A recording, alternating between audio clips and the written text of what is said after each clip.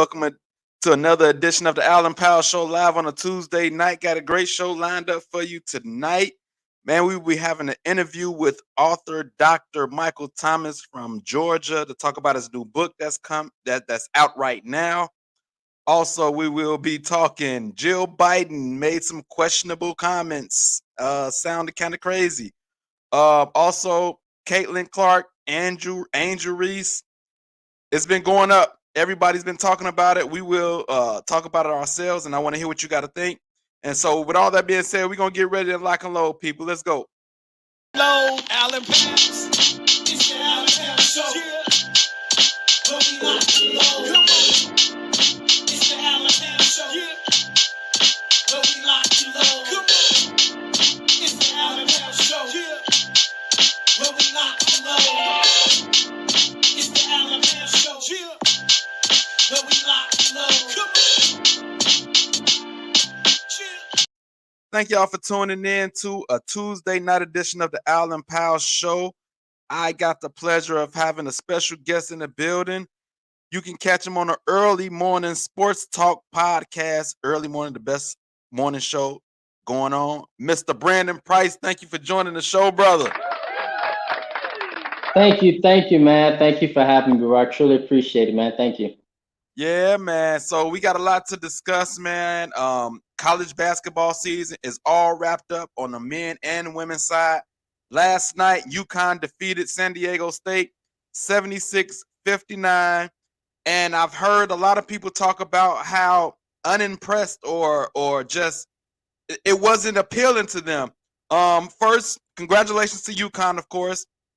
But what did you think about the game overall? So for me, one thing I noticed during the game, and maybe you can kind of sentiment with me, Al, possibly from what you see if you watch the game. I'm not saying that San Diego State wasn't inferior, but in certain aspects of the game, brother, you can see inferiority. You can see, for instance, the bigs for UConn. They made a big difference. Al, if you hoop, which I know you hoop, I've hooped with my brothers on the Early Morning Sports Talk podcast, etc. One thing about hooping, bro, is that if you got to shoot a lot of jump shots in a game and you can't get easy baskets, Al, that's a recipe for disaster. And the biggest difference in that game for me, brother, was the bigs for UConn compared to the bigs for San Diego State. San Diego State had a lot of guys that can get their own basket, a lot of guys that can score off the dribble, but they had to work twice, 3 times as hard, bro, to get 2 points. You feel me? Whereas with UConn, this kid, Adama Sangayo, get used to this name, y'all. One thing about it, and I'm not trying to be a racist here, brother, but one thing about Africans is that they defend. And UConn got a few of them. I posted on the Early Morning Sports Talk podcast earlier that it's 3 Africans that's on UConn, and they all were fasting for Ramadan, right? In which Ramadan, as you know, it goes around the same time as Lent season, etc. And so happy Holy Week, by the way, to all my believers out there. And so basically, you see this kid down there holding it down low, Al. And so as a result, San Diego State really can't do nothing but play the outside game because they can't get inside. Yes. And you look at that aspect, that makes the game very tough for any team, no matter how good their guards are. And then additionally, you got bigs that can dominate you down low, get easy baskets. That exerts a lot less energy on you. And then on top of that, when I look at physicality, bro, it looked like UConn wanted the game more. They were running after the loose balls. They were more physical. They were pushing San Diego State around. And that's why I was talking about they kind of looked inferior, bro. It looked like it was a difference in the weight room in that game. It looked like it was a big difference in, what happens in practice, what happens behind the scenes. And it looked like it just caught up with San Diego State. They ran against a bigger, stronger physical team. To me, it came down to, I would say, a little bit of coaching as well. Like, to your point, UConn had some trees. They definitely had some trees. To your point again, I seen San Diego State player try to do a drop step, and the guy didn't move. Like the strength the strength that you talked about, as far as the Africans go and the defense that they play, the guy didn't step and the guy didn't move. He did not move. And so when you do a drop step, you expecting something to open up, but the guy didn't move. But when I say it's coaching, if you're not getting easy baskets, to your point, and you can't get close to the rim, and I seen UConn backing up, basically giving you jump shots. And for whatever reason, they didn't take them. I don't know if they didn't have the confidence to make them or whatever the case may be. But if you can't go in on the trees, why are you not taking a little jump shot? What happened right there? Did you see the same thing that I was saying? Yeah, bro. But you know, sometimes when you hooping, bro, and it's just in any sport, there's energy. There's a lot of energy exerted, and so as a result, with UConn backing up, daring them to shoot, sometimes it get in your psyche. And after a while, Al, you like, all right, we got these jump shots. They ain't jumping in. They ain't going in. And then what you do, right, as a hooper, you be like, all right, damn it, I'm finna start attacking this basket. I'm finna start trying to get to the line. I'm finna start trying to, you know, force the defense to come my way, etc. And San Diego State tried to do that. But once they did that, those guys, like you say, he ain't budge. He's sitting there the whole time, like, what you gonna do? What you gonna do? And so you got that going on. It's like Kawhi Leonard. Kawhi Leonard of San Diego State, that's his alumni. You know what I'm saying? But Kawhi Leonard, he one of the most feared defenders in the NBA, right? Yeah. When you go up against Kawhi would do exactly what that kid Adamo Sangayo did. He will not move. He will not budge. He will make you work extremely hard for 2 points. And you can see the difference, man. You can see it in the score, brother. 76-59. San Diego State, they got burned out. The tires ran out. The coach has to let his players know, hey, you can't get anything in the trees. They giving you the jump shot. You got to take it. Like, he have to say that. Like, it doesn't seem like they made any adjustments to what was going on. I seen the same thing you seen. Right. But when that energy exerted, bro, sometimes your legs can't get under you sometimes, and your legs can get under you. Them jump shots ain't rolling in. This the same thing you try to pull when the NFL playoffs is coming on, and we were saying something. You say, "Oh, when you in the line and you a linebacker, you're not thinking." And I'm tired of that line. It's true, bro. It is true, man. When you're in the trenches in that moment, it's real difficult and that quick. It happens so fast. So there's no thinking going on. You can't think at all when you're in the moment and you're in the game. So all thought process goes out the window. That's what you're telling me. I'm not saying that don't happen with all athletes, but it happens with most. It happens with most athletes. Now, the great ones can in that moment compose themselves, but in most cases, most people can't. Especially in college, you know, especially like in those moments of being an adolescent, growing, developing. It's tough, bro. It is tough. You know, and so in those moments, it gets. What about coaching? Okay, so if a coach come to you in the moment, okay, timeout. We taking the timeout. This ain't working. Timeout. B Price, I see what's going on. I need you to take this jump shot. And when you go back in the game, does that register, or you say, "Oh, I'm in a moment. I can't. I don't know what he told me." I mean, yeah, it registers. I see your point. It registers, but you know, as stated, you know, a coach also tell you if that jump shot ain't available, try to take what you can get. But if you're trying to take what you can get, and Adamo Sangayo there, and he's an all-world defender, you can't get nothing. Yeah. I want to talk and about. So then, as a result, you exert back to that jump shot, in which those legs burnt out by that time when you throwing up bricks. Okay. Well, bottom line, UConn won the game, and throughout this NCAA tournament, we saw a lot of upsets, a lot of small schools make it far. Didn't we? Out of the Final Four, we had 3 that wasn't what you call it, the big blue or whatever. The blue bloods. The blue bloods. It was only UConn. And they're not even the biggest out of the blue bloods. They're not even right. They're not even really like, you really consider them no, not really. You know, UConn come around every now and then, right, bro? It's funny though, because this they fifth natty in 25 years, bro. They fifth natty in 25 years. But do we really consider them a blue blood? Because the last time they won was with Kevin Ollie, and that was what, early 2010s or something. And so when they won after they won that national championship, bro, did we see UConn in the tournament really at all after that? I don't remember it myself. No, and so you can't really consider them a blue blood. They just one of those big names that come around there now and then. They get hot in the tournament. Let me ask you this though. So with Yeah. all these small schools making it this far in the NCAA tournament, it seems like it's much more parity. And I contribute it to the NIL, the transfer portal, and all those type things where a player like, yo, I don't like you here. I feel like I can be a star at this small school. Bam, they transfer. Right. Is this good for the NCAA or bad? Because I heard two different perspectives today. Jay Will said it's not good for college basketball, but is it to you? Is it good for college basketball? Man, I like it when I see the small schools upset these big schools. I like it. I mean, like Jay Will, I see your point, but at the end of the day, let's keep in mind, we've been seeing upsets in the NCAA tournament way before the NIL occurred. We've been seeing upsets of George Masons. Yeah. Remember George Mason? We've been seeing St. Joe's. We've been seeing what the hell, Loyola's. And this is the Loyola before the recent run. I mean, we've seen a lot of runs happen with very small programs that has shocked everybody in the NCAA tournament.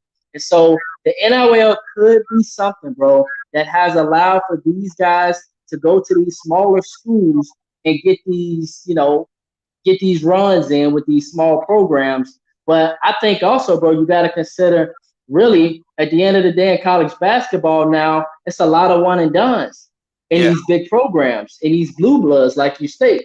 But Florida Atlantic, San Diego State, they got guys that's there 4-5 years. Yeah. And so they running against, basically freshmen or sophomores that's basically out of high school. They looking forward to the NBA, but they running against some experienced, college vets. And that plays a big role, man.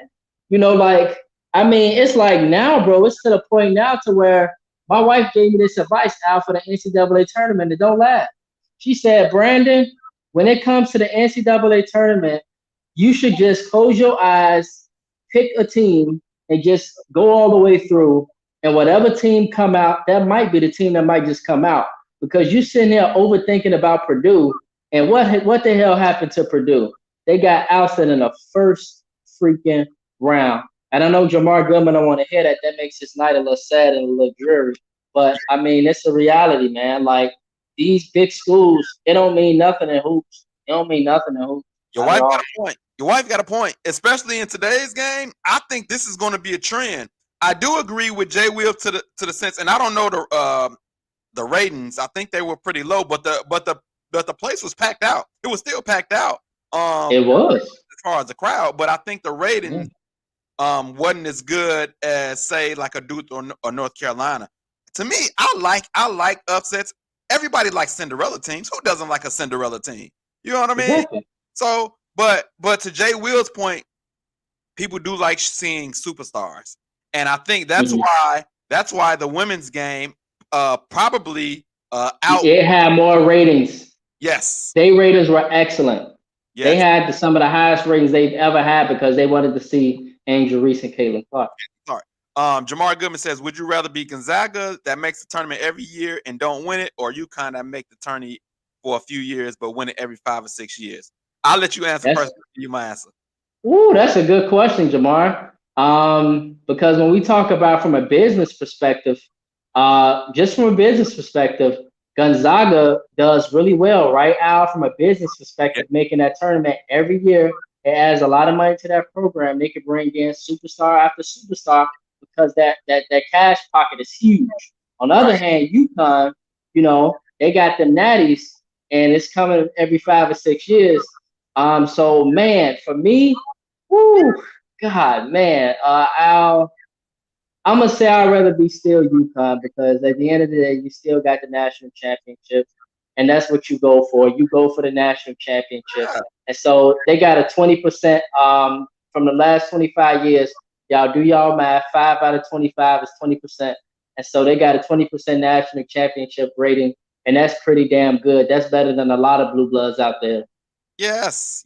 I'm definitely taking the championships. Like, it's all about winning the ship at the end of the day. Like, that's good to have consistency, making it to the tournament, this and that. But if you're not winning the championship, like, people going to remember the championships more than you made the tournament.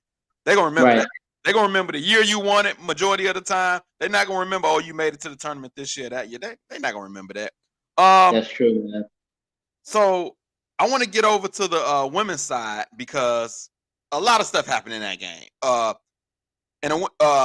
before I get there, I want to ask you this: has the women's game caught up to the men's, or has it passed the men's game already? That's a good question too, but I would say not exactly yet. Okay. But you know, and it's partly because we live in a very sexist country. We live in a very sexist world. And so not exactly yet, but I tell you what, man, when it comes to catching up, it is catching up, no doubt about it.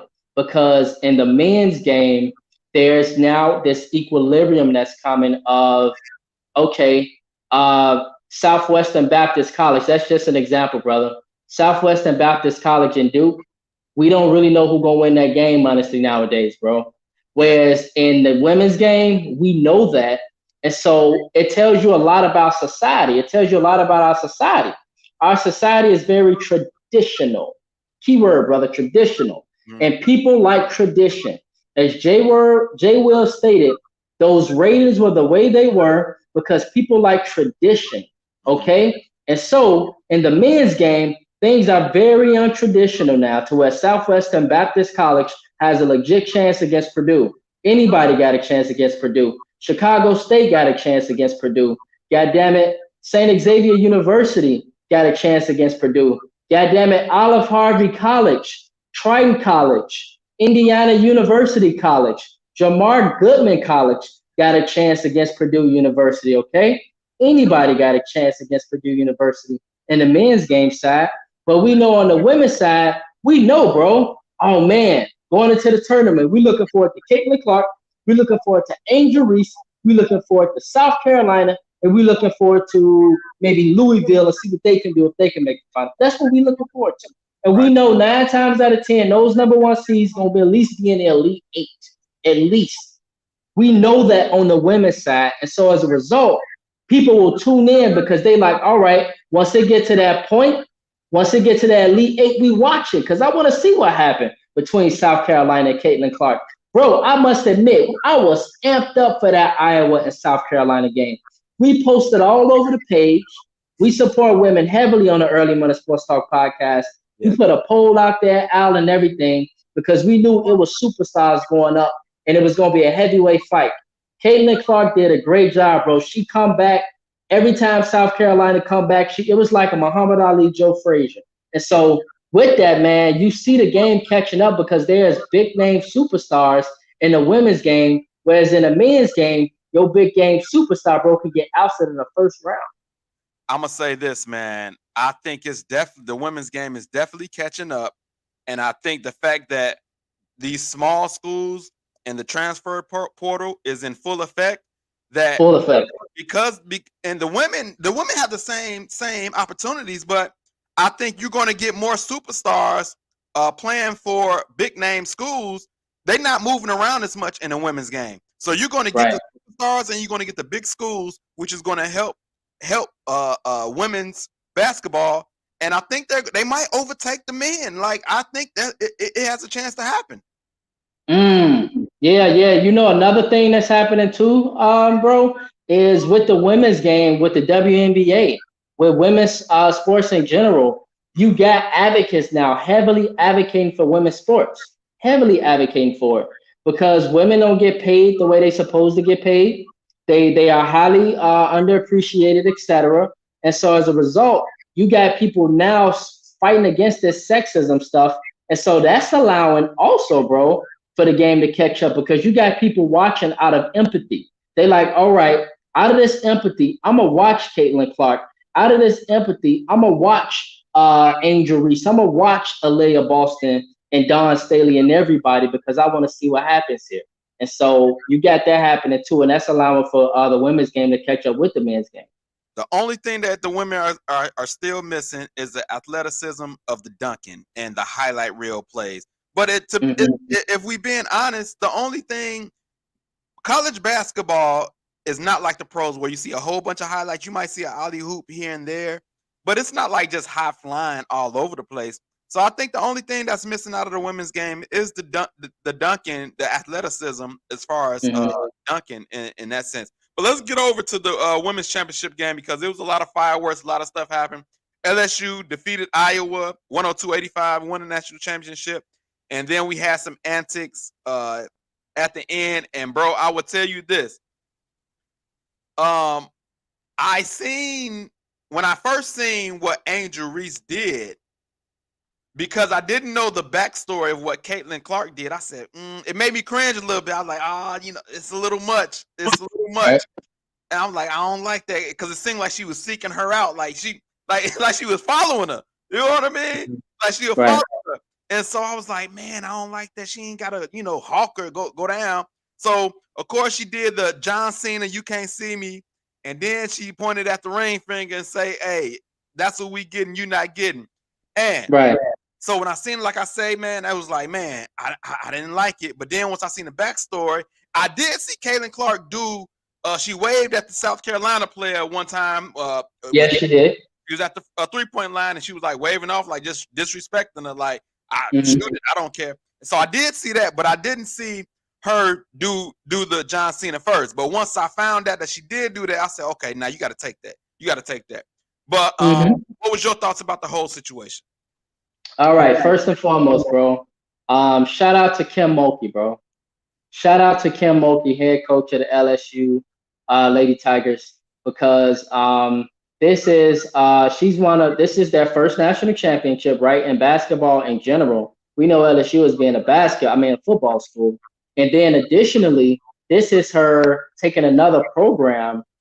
She did great work with Brittany Griner down there in Baylor, all those greats down there in Baylor, and then took her talents over to LSU. I'm putting her now, bro. She is up there. Let's say Pat Summitt. Let's say Gino Auriemma. You got Dunn that's right there, and you got Kim that's right there. Yeah. These four, man, are greats. And you got another, you got a few others that's there too.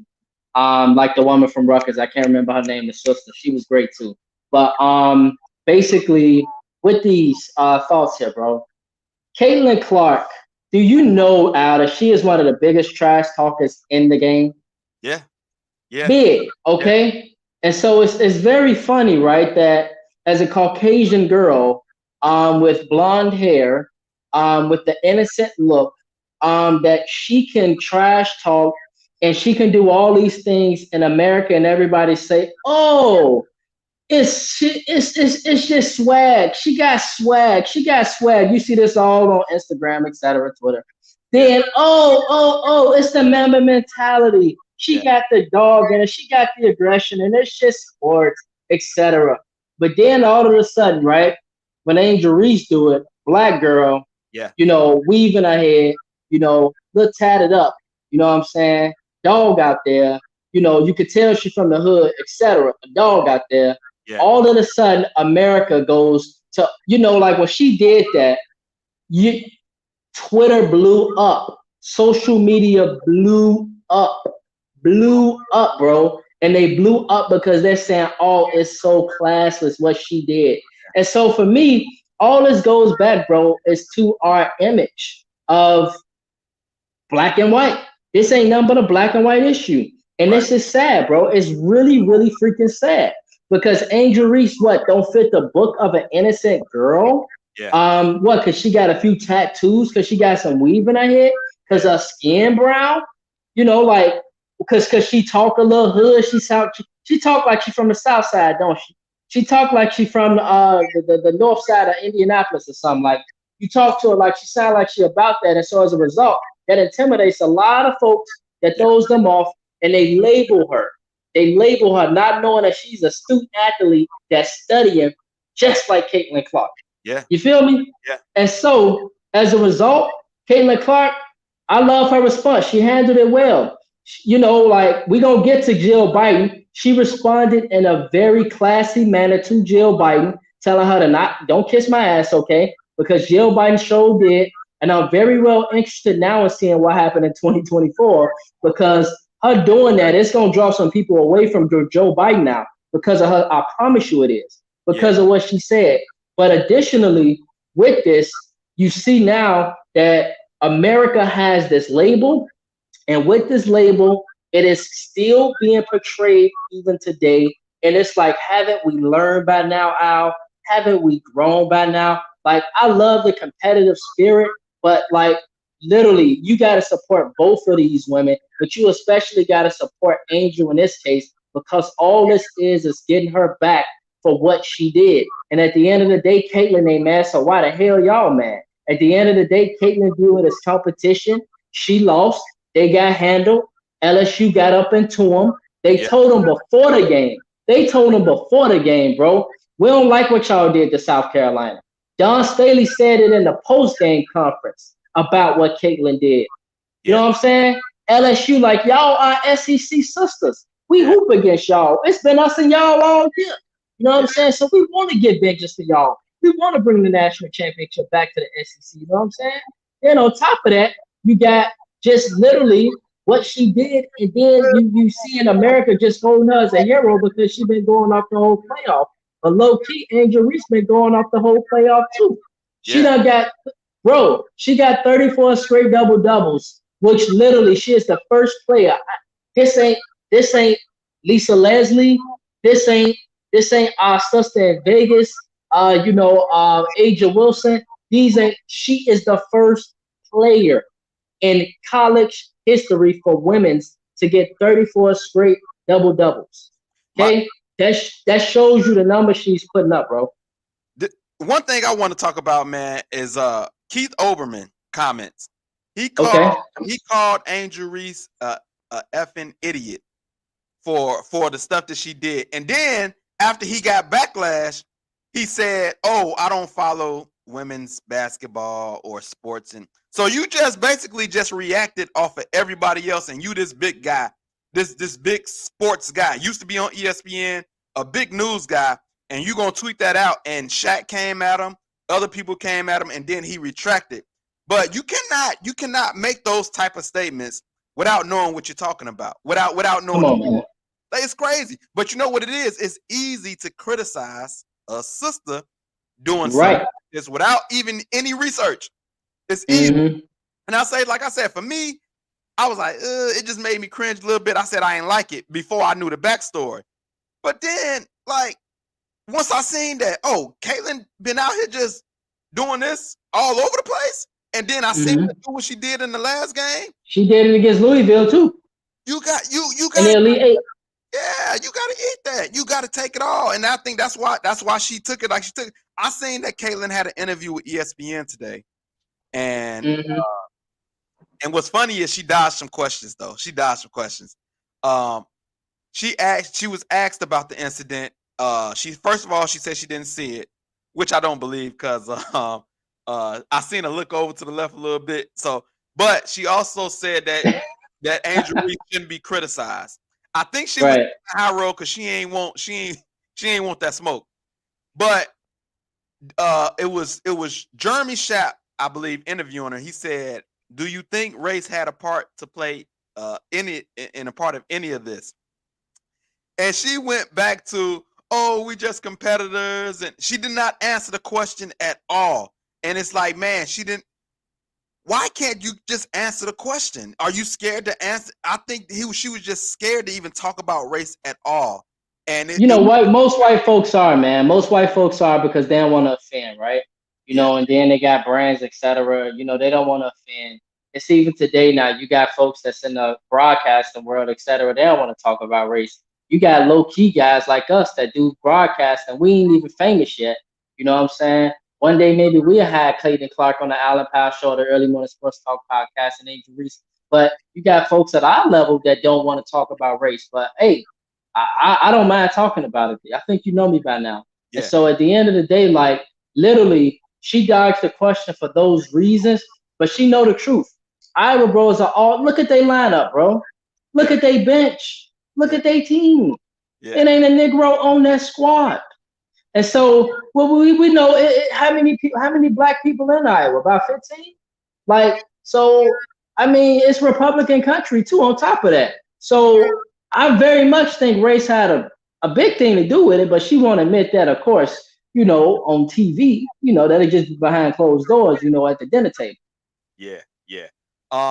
Let's go ahead and get into Miss Jill Biden. Oh wow. Oh Yeah. wow. For people who don't know, after the championship, she made some comments. She says, "We'll have the champions come to the White House." As everybody knows, the champions always go to the White House. Basketball, baseball, football, college sports. Whoever win the championship, they go to the White House. She said, "We'll have the champions come to the White House. We always do." So we'll have LSU come. But you know what? I'm going to tell Joe. I think Iowa should come too because they played such a good game. Is that what we doing now? If you play a good game in the championship, does that mean for everybody, or is it just specific schools for specific reasons? Because I never heard this come anywhere else when it comes to other championship games. I didn't hear this in the baseball, I didn't hear it in basketball, and I didn't hear it in football. But somehow, it seemed like it's some undertone with this, with all the shenanigans that's with all the stuff that's going on with Angel Reese and Caitlin Clark. It seems like, you know what? I want to bring Iowa in as well because they played such a good game. Like, what was your thoughts when you heard that this came out? Bro, the immediate first thing I thought was I'm not voting for Joe Biden, because this shows me that it's politics at its best. And for her to do that, I'm kind of questioning Joe now, because I wonder if she talked to Joe about that. Because me kind of thinking the Joe Biden that I know, Al, I think Joe would have told her ass, like, hell no, don't say that. Yeah. Hell no, don't say that. Like, I'm pretty sure right now he looking at her like, you realize what you just did? Right. Like, you realize what you just did? Right. Like, we know Donald just got away with murder for 34 felony accounts. And ain't get locked up at all. That boy invincible right there. He got 34 felonies, ain't even get locked. That boy go. But anyhow, on the other hand, Jill Biden, she go say this, bro. And the first thing I literally thought about was 2024. Okay. But additionally, I just thought of white privilege at its best and her upholding what she would view as her child. She would view Caitlin Clark as being her child, bro. Okay, if that makes sense. Okay. Yeah. And so literally for her, she wants to start this all because of this white girl, all because she saw a black girl overpower a white girl, take her spotlight in the biggest moment and treated her. And she can't handle it because they are so used to being in that position. They've been in that position so long to where when it happens to them, they can't handle it. Wow. It's too much to bear. It's too much to handle. And so as a result, we got a result to like, okay, let's come up with a solution here. Okay, from now on, let's start this new thing to where when the loser, the second place guy loses, they can come to you didn't say that during a Super Bowl. You didn't say that about San Diego State. You didn't say that about let's see, who lost in the national championship last year, bro? North Carolina. You didn't say this about the NBA Finals losers. Nobody. All of a sudden, when this happens to this Caucasian girl, this superstar girl, all of a sudden, this wants to come out. And as I state to you, bro, she views that as being her child. And as a result, it hurts. And so as a result, she wants to use her power to try to start a new conversation that she knows is full of absolute baloney. And so honestly, bro, I'm sorry. I've lost a lot of respect for Jill Biden. I'm now questioning Biden and his administration. And I'm just wondering if Joe Biden knew, bro, if he truly, truly knew, Al, she was going to say this, because I can guarantee you, bro, if he knew she was going to say this, he probably would have been like, I don't know if you should say that, baby. I think you should probably just keep that behind closed doors at the dinner table. I don't know if you should say that out there, because now she done put a dent. She done put a big dent in the vehicle, bro. The vehicle, the tires done flew out now. I don't think it's rough sledding from here now. I don't think Joe knew. In the comments, she said, I'm going to tell Joe. So I don't think he knew. But they hurry up and did damage control too. Like a spokesperson came out. It's like, oh, she didn't mean that, or they quickly. Really? Yeah. They quickly nipped it in the butt. And even Caitlin Clark says like the White House is not for runner-ups. So she knew Yeah, to right. say that she would participate in something like that. But I think in the moment it's definitely ruffled some black voters, with her comments. But I think over time this will be removed, and when it's election time, They better remove it. They better remove it because she gonna have some questions about this. I yeah, can guarantee you, they will not forget this. We see what just happened in Chicago. Like literally, you got the election runoff today, right, bro, between Brandon Johnson and the other guy. What happened to Auntie? Auntie got pushed out, bro, because she shot herself in the foot by taking that picture with Lil Durk, whom was responsible for half the damn murders in Chicago. Okay, like she took that picture with Lil Durk, and this is what Jill Biden is doing, the same thing, put a big, big dent in her foot with, now going forward. And so people, they're not going to forget this, bro. She should not have said that. She should have kept that at the dinner table because she was just so hurt, bro. She was so hurt to see that black girl at the front stage and that white girl in the back. She could not take it. she had It a was too much to bear. she had a Sleepy Joe moment, man. I call that a Sleepy Joe moment. And over time it would be okay. But hey, listen, we got a special guest in the building. Talking about his book that's out, Black Financial Culture, Building Wealth from the Inside Out. I have the honor. I'm gonna give him a proper introduction because this brother right here is no, we got to do it right. So I wrote down some stuff. Yeah. First of all, Wirt alumni. We went to school together. He's a Wirt alumni, of course. Get that out the way. Owner of Modem Solutions.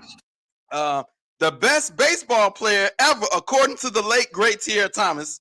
The best baseball player ever, even though he never played in the league. But you couldn't say nothing. Nope. You couldn't say nothing. But doctor and now author Dr. Michael Thomas is in the building. Thank you, brother. Thank you for joining the show. Yeah, man. Man, we gotta get into this book, Black Financial Culture, Building Wealth from the Inside Out. Man, I got so many questions, and I know we ain't got all the time, but Yeah. And we're gonna have to talk offline because Facts. I got caught in the book going through some things. Yeah, man. And also because I know you, I grew up one block away from you, so Yeah, a lot of things touch me. But man, tell us about this book. And I got a few questions. One chapter that stuck out to me, but Black Financial Culture, Building Wealth from the Inside Out. Tell us about the title and how did you come up with it? Yeah, so really first, I appreciate the introduction and all that jazz. And I think it's so incredibly important to understand that I am from where I say I'm from. And I think a lot of people now, because of me obtaining this doctoral degree and being able to navigate some interesting spaces that I navigate now, for a lot of people, sometimes it's inconceivable that I come from where I come from. And so that's a big piece of it in terms of what is Black financial culture, like what is possible despite hurt, despite certain grievances, despite historical factors, despite family upbringing, the lack of financial information that is not shared within a household, information that is shared in a household, whether it's accurate or not is a different thing, right? Because we literally actually engage in socialization of something. It's just whether or not it's in alignment with what's actually reasonable and possible. So the whole idea behind this book wasn't for me to tell people what Black financial culture is, or even what Black culture is, or even what the culture is. The only thing that I'm doing in this book is actually encouraging people to ask questions of themselves so that they're in a better position to define what they want that to be for themselves and for their family and their community moving forward. I think that we're past this space where we have to be paternalistic and tell Black people what they need to do and how they need to do and whatever it may be. That's not this at all. Mm. It literally is me just saying that you have the power. I trust Black savvy. I trust Black entrepreneurial endeavors. I trust Black perseverance. I trust Black, like all these different things. I trust you to make the best decisions for you and your family. Right. The only thing that I'm doing is saying, are you conscious in the decisions that you're making for you and your family? Or you're just following patterns, right? That you're still bound to these things, and there might be this illusion of freedom, but you're not actually free from self, from community, from the culture, right? From a lot of different things. So the whole purpose of this book was to get people, if they aren't in a space to where they're just aware and present with self, to then to become aware and present with self, and to encourage them to go on their own journey to define what Black financial culture is for them. Nobody tells you what that is. And that's the ultimate level of freedom. You get to choose. That's it. That's very interesting. I got a few things I want to touch on regarding the book. First, first, you said it was dedicated to Tierra Thomas, Yeah. your younger sister, a very good friend of ours, very good friend of mine. Um, could you tell the people what she meant as far as how this book came about? Yeah, there's a central tenet and theme that if you're a person of faith, you'll pick up elements of faith related themes throughout the book. And this whole notion of forgiveness of self, forgiveness for others, is so incredibly important when it comes to wealth creation. Because what happens is that if we don't have forgiveness, even though we may be doing well financially in other areas, we're still bounded by our lack of forgiveness. Which what that does is that it prevents us the capacity of developing necessary relationships because we're not trusting, right? We can't establish social capital. We talk about group economics all the time, right? Buy Black, buy this, but you can't have group economics if you don't have group trust. Trust is the currency for which money actually flows. So unless we address trust issues, right, we can't effectively address the money issue. So sometimes a lot of this has to revolve around forgiveness of self and others, because sometimes we have people in our lives that have actually changed and have grown from the things that they did or what they once were, but we're so hurt that we still keep them bounded by not receiving, right, their apologies and this or that or the other. And they've transformed and they've changed.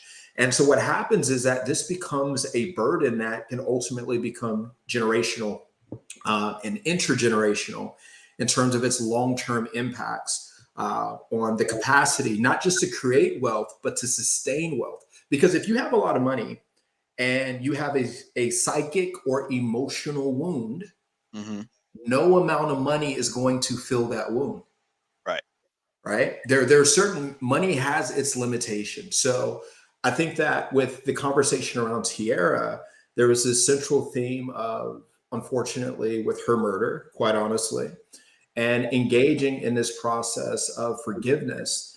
And actually, really, at this larger thing, speaking to what a lot of us knew growing up when we grew up in Gary in the time that we did, being top 3 or number 1 murder capital, and just growing up around a lot of death, constantly hearing about so and so got shot, so and so's not with us no more, this or that happened within our families, extended families. We're both from Etna, right? So that was real, right? So engaging in this space. And so I really wanted to use her as this central point, so to speak, around this really, really powerful paradigm of what forgiveness actually is. And it doesn't mean that you forgive somebody and you don't create boundaries and you can't have boundaries and you can choose whether or not you want to engage with them or not. Yeah, you perfectly have that space to do that.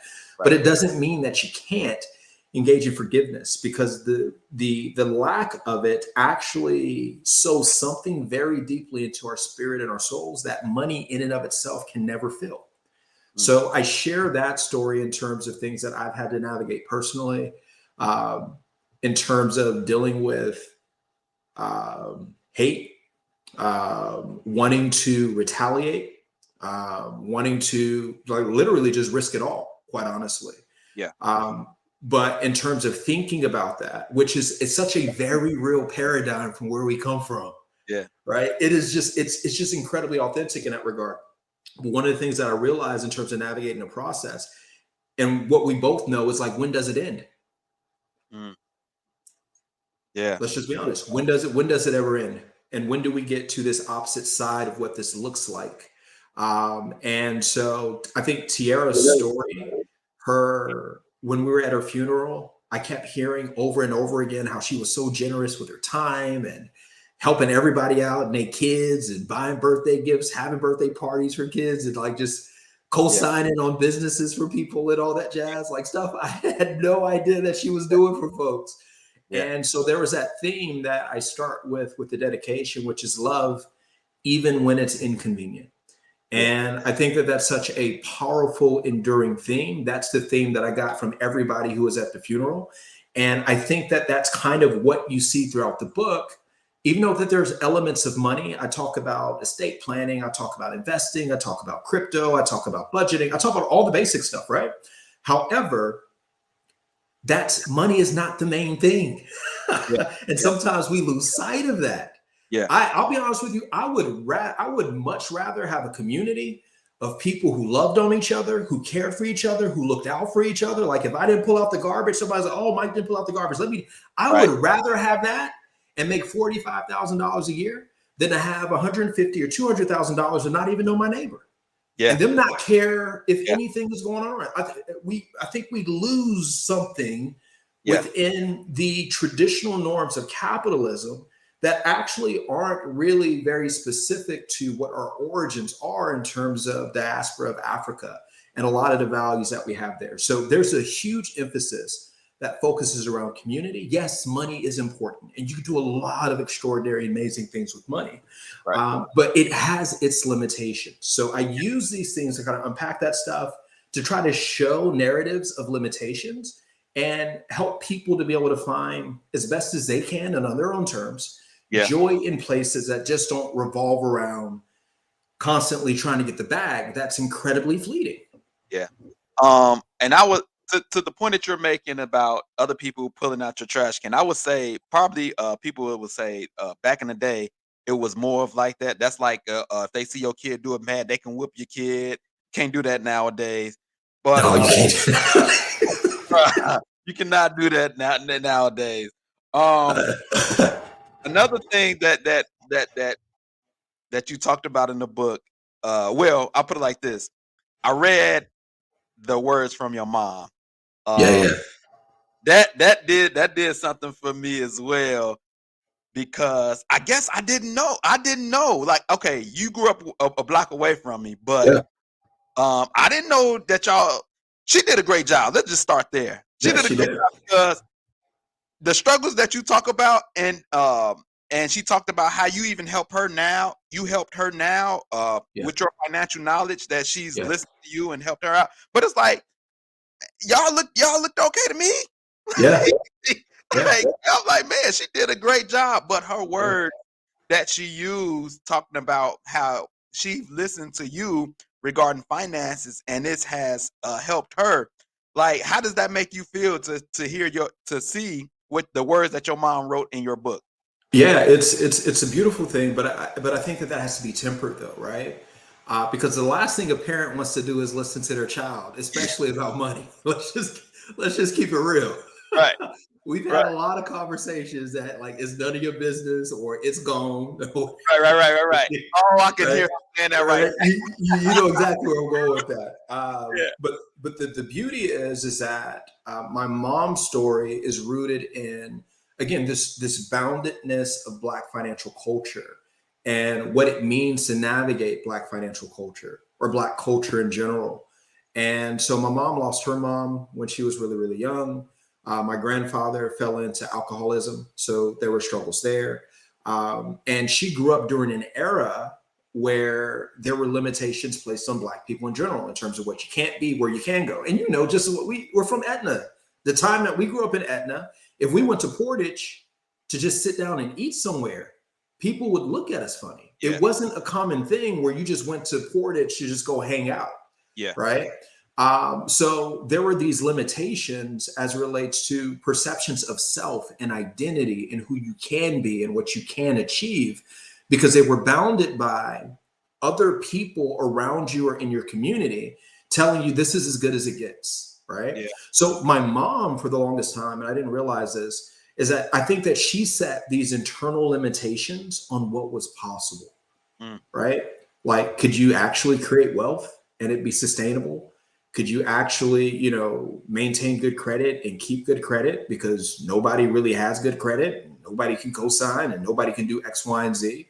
Right. Could you actually navigate a system where you're not robbing Peter to pay Paul? That just kind of seems like the natural thing that we do. I pay so-and-so today, I put somebody on hold, then I come back and I pay them, and I put somebody on hold. And we just like, one of the pieces of advice is that my uncle gave me about money growing up was, you just got to learn how to juggle, boy. You just got to learn how to juggle, right? That was the reality. That was the culture. That actually was financial literacy, right, for the space that we were navigating. And it was sufficient for navigating the space. But if you wanted to navigate new spaces, you can't use the same paradigms and the same tools to be successful in other arenas and other spaces.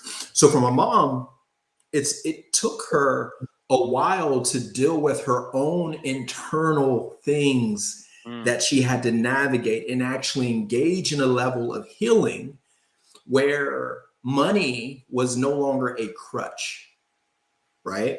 Like, money is now a tool that I use to manifest the joy that I have inwardly.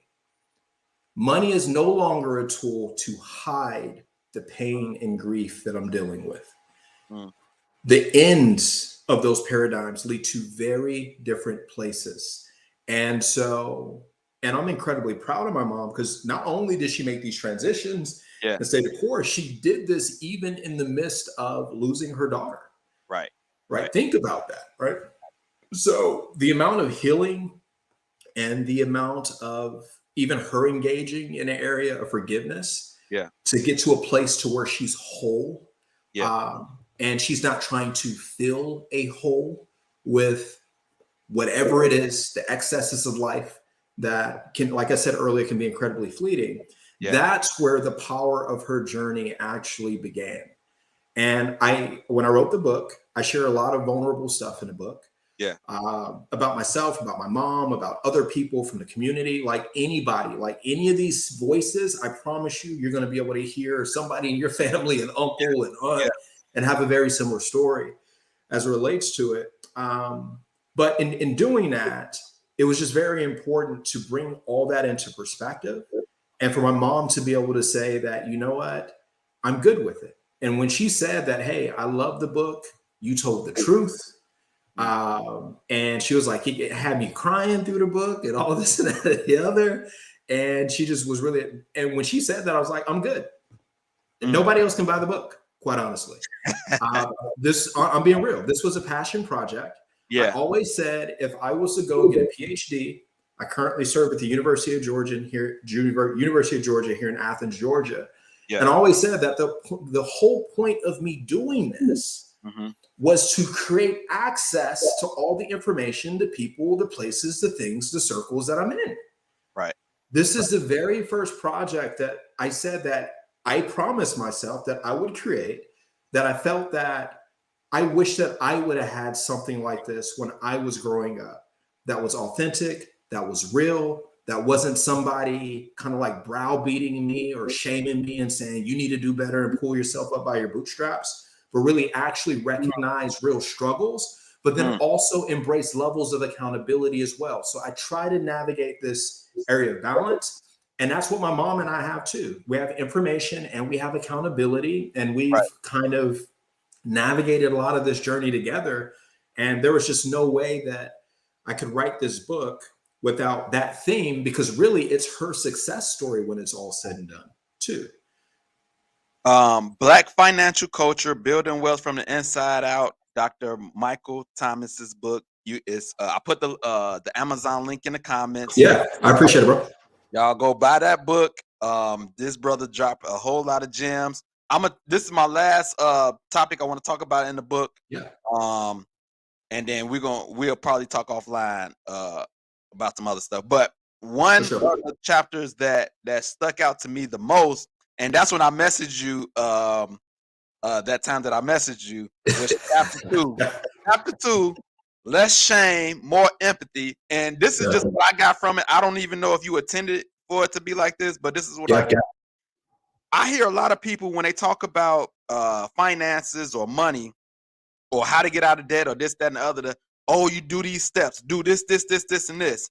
But I've never heard anybody look at why somebody got into debt or their mindset or anything like that. And chapter 2, for me, it was like, let's get to the root of how you got to this space before we even get you to the steps. Let's Yeah. start out how you even got there and go and start there. It was very much Ayanna Van Zant getting down to the roots Yeah. of the problem, which nobody. Hey, shout out to Dr. Dave Ramsey and everything that he do, but he gives steps. But I never hear nobody talk about the roots. Tell me, did I get it right?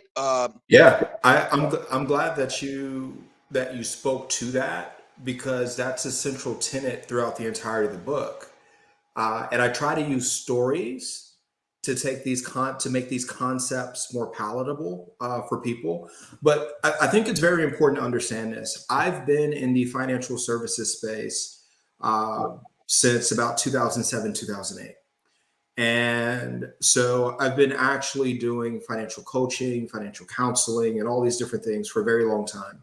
And throughout that process, I've also been very privy to things like financial therapy and systems theory and cognitive behavior therapy and solutions focused therapy and person centered, right? And just like all these different elements that when we talk about theory in our space, and what we understand about positive psychology and behavioral science and biases and all these different things that are becoming in vogue now, I was already a part of the wave for a very long time when that stuff wasn't in vogue, right? Let's just be honest. I was in therapy in 2016 and 2017. And I posted and I shared that information on social media. Dude, I got no likes for that. And I encouraged other people to go to therapy if you struggle through like some traumatic, and we weren't ready. Right? It was happening slowly, but there was still elements of the culture that still wasn't ready. So I'll be honest with you, if I had written this book in 2017 and 18, like I wanted to at that time, I don't think that it would have been received well. And so I've been presenting at financial therapy conferences since 2015. I've been presenting and producing research in areas of counseling and coaching and all these other different things for a very long time. And so this is all of what I've been doing from a very academic perspective, where you don't know that is academic. I don't use any of the jargon. I don't go and break down each of the core points and what the research says on this. I use research very sparingly. So everything that everybody's, even when I talk about like the breathing in and out, that's an anxiety breathing. That's actually proven empirically to actually address anxiety and be able to breathe through a situation. You see elements like that in a book. But the reader doesn't have to know. If they ask me, I'd be more than happy. Here's the research, here's the author, here's the year, this is where it came from. But I know that y'all don't want that. Y'all just want to know what works, what's real, and how can I move forward? And what I know is that if you jump into this process without slowing down first, centering, understanding you, understanding the context of your situation, what happens is we start to set unrealistic expectations about achieving a thing based on faulty information, because we're using someone else's tools who's in a very different socioeconomic status or position than we are, that doesn't navigate the same financial volatility, that culturally may not have the same expectations on them that we may place on ourselves culturally. So we can't just say, just do these things and completely neglect all these other elements. We have to understand those elements first and then consider, well, what can I choose from here and here that could potentially work for me within the context of my situation? Right. And I'll stop on this. I talk about wealth a lot in the book, but you're always seeing me talk about sustainable wealth creation, sustainable this or the other. If you just jump into something without understanding your systems and your strengths, it's not going to be sustainable. It's not going to be enjoyable. And then we start this process and it doesn't work. And then what do we say? Oh, that doesn't work for me. I'm not good with money. And you probably have family saying, I don't know why you're trying that. It don't work for none of us. And then you kind of fall back into, and then it becomes family dynamic. And then everybody just accepts it as truth. Well, in that context, yes. But it doesn't mean that that's the only way of going about, right, addressing the needs of your family, your household, your dynamic, your community.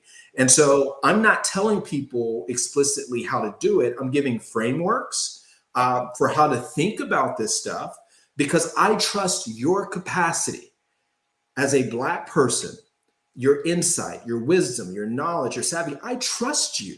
Right. And how often do you read a book where somebody's basically saying, I see you and I trust you to make the best decisions for yourself? If you need initial guidance and you need a partner, I'm here.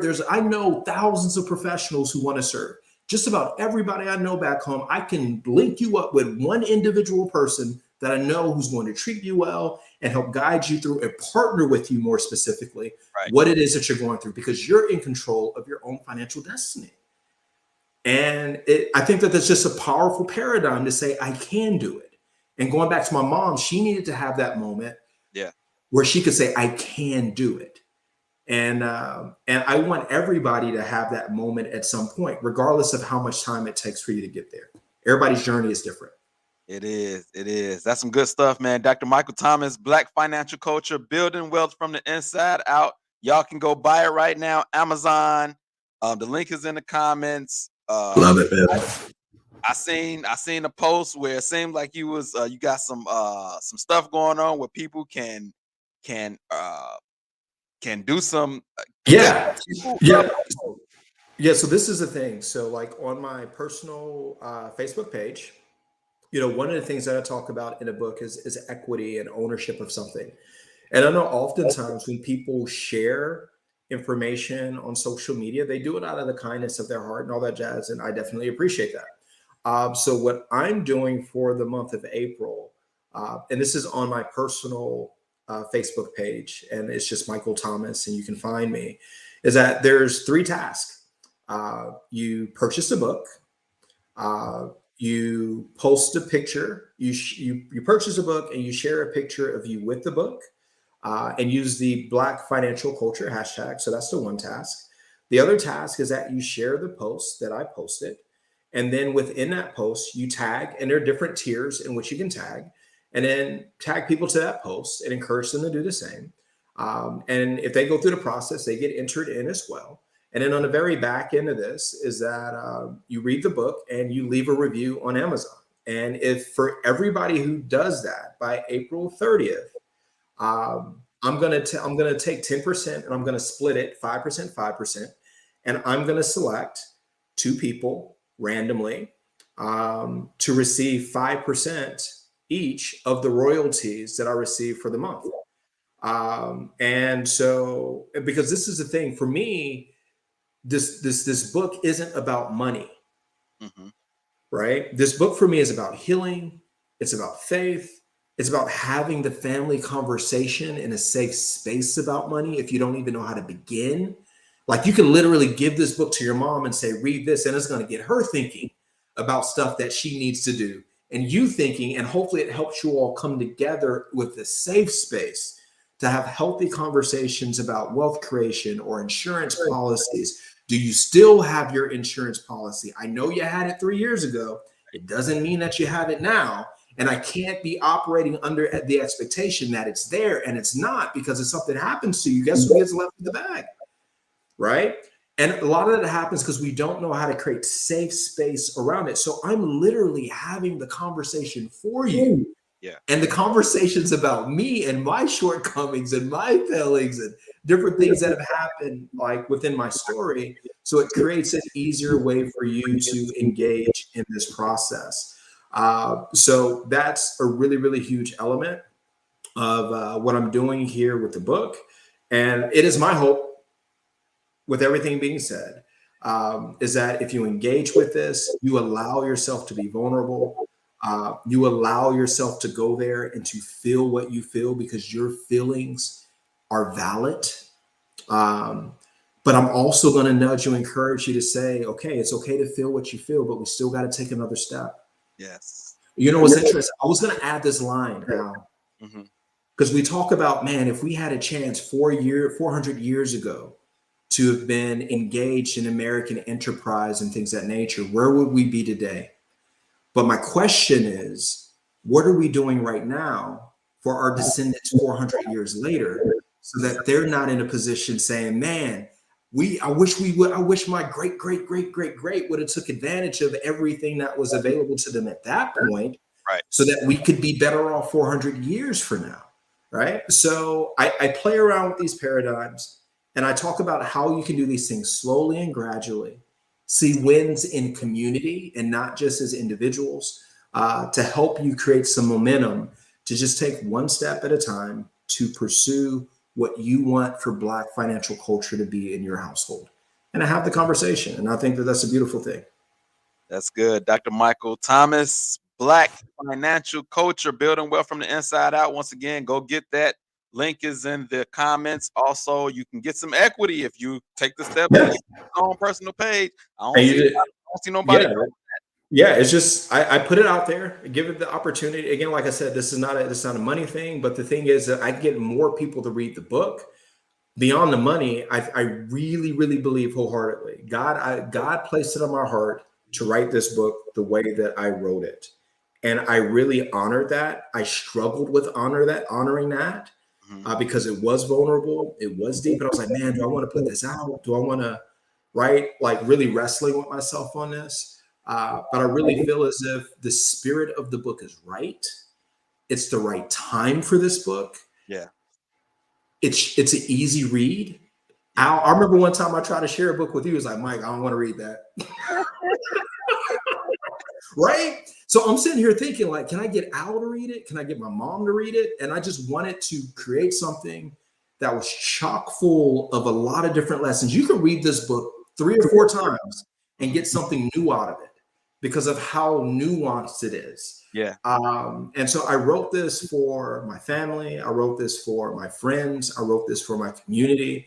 And just to be very intentional about saying that, hey, I may not be in Gary, I may not be navigating those spaces, but my heart for service, my heart for home, my heart for family and friends and things of that nature, y'all are always at the forefront of everything that I'm doing. When I'm sitting at tables and I'm the only one there, and I'm advocating for equal pay or better working conditions or diversity and equity and inclusion, and nobody's listening to me, and I'm fighting these fights at tables that nobody ever sees. Yeah. Right? Like, I'm constantly advocating on behalf of helping to create space where I can, so that people can come in and just completely own it and do extraordinary, amazing things and continue to pay it forward. That's the legacy. And if this is one thing that I can do to contribute to a conversation, I'm happy that I can do that with this book. And I hope that once you read it, you're like, ooh, my mom needs to read this. Ooh, my uncle needs to read this. Ooh, you know what? We just need to have a family book club and read this together as a family. This book was written for community, not for isolation. And I think that that's where we win.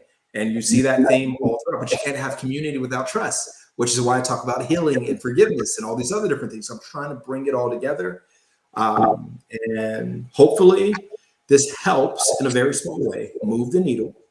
And I'm just a part of a bigger whole. Well, listen, man, I think it's great And I'm changing my ways, man. I'm reading more. I see you. No, I see you. I see Yeah. you. I'm reading this book, Miles Monroe, Marriage. This dude is he's off the chain. But And let me just be honest with you. Like, the reason why I'm going down the Miles Monroe rabbit hole is because of you. Because every time I post something, like, Mike, go look at this, and I go look at it, and he is such an effective teacher, yeah, and it resonates, and he makes it incredibly practical. yeah, So I appreciate you in terms of sowing into me in that way, based on it, just like a brother to brother in faith. yeah, You're already my brother, but yeah, brother in faith as well. That's just a part of a dynamic of who we are. And I yeah. just don't know how we can navigate life without that manifesting itself in some way or another. Yeah. So I appreciate you, man. Man, you are dope. I ain't gonna lie. When I was reading the book, I'm like, man, I wish he was here. I feel like, I know you always enjoy in the middle, like, you ain't nothing but a phone call away, but it's different. It's different. It is different. I'm more of an in-person person anyway. That's just me. I'm more of an in-person person. But when I was reading the book, I'm like, man, we have a lot to talk about. But We need to talk. I'm gonna have to just use what I got, which is the phone, and we're gonna have to do it like that, man. But once again, y'all go get this book, Black Financial Culture: Building Wealth from the Inside Out. Amazon. Go to the link, buy it for somebody. And my come to church scripture for this evening is Proverbs 13:22. And the reason why I chose this part of it because of this book, and part of it because I always like this scripture as well. And it says, a good man leaves an inheritance to his children's children. But before you get there, you need to get to the roots. And this book is going to help you get to the roots. And so for the black community, leaving an inheritance for the children's children, that rarely gets done that I've seen. Can I say one quick thing really quickly? If the inheritance really, when it compounds the money, is wholeness.